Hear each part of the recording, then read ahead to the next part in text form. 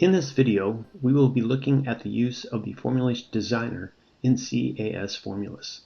The Formulation Designer is a very useful tool for researchers that are trying to set up an initial set of components and relative ratios of those components in the creation of a formulation. Having a good starting point should save researchers much time in trying to discover the different components and determine the amounts of those components needed. To start, I'm going to go in and open up Formulus. I'm going to do that through the app switcher here next to the logo and select Formulus.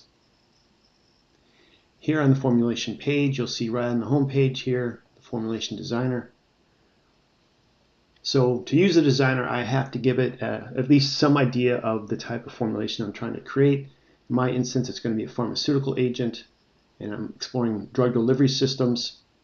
I'm going to select pharmaceutical liposomes. So in this instance, I'm delivering a anti-tumor agent that may have some issues with toxicity and stability, and these liposomes are one way to deliver these agents effectively. And then I can give some indications of some components I would like to be in this formulation, and so my anti-tumor agents can be doxorubicin.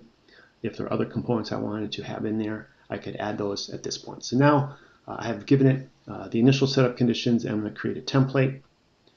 And so now it's going to bring back through all the information we have in our repository the different functions that can be performed and an example of an ingredient that can perform that.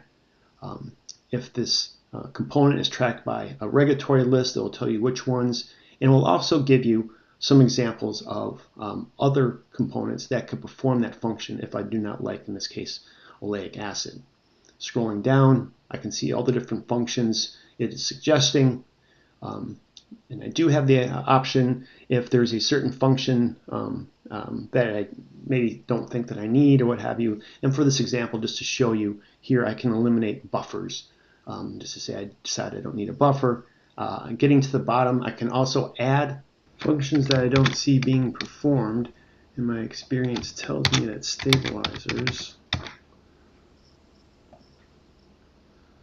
are needed in such formulations, and so now it will go out, search stabilizing agents, bring back an example, and then I have the options just as I always have.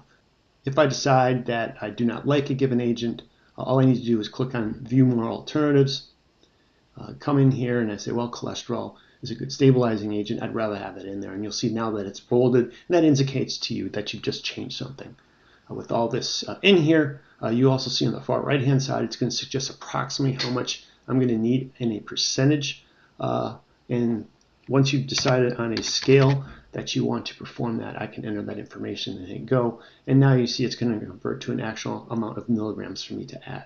So I've got my good starting points here. And then we also can produce a nice Excel spreadsheet that summarizes this information. You can print it off, take it into lab, and they have the different components, a suggested range, and other options if you decide that something else would be more useful. So hopefully this has provided a good background. Additional questions, maybe trainings that are required, contact your CAS account manager.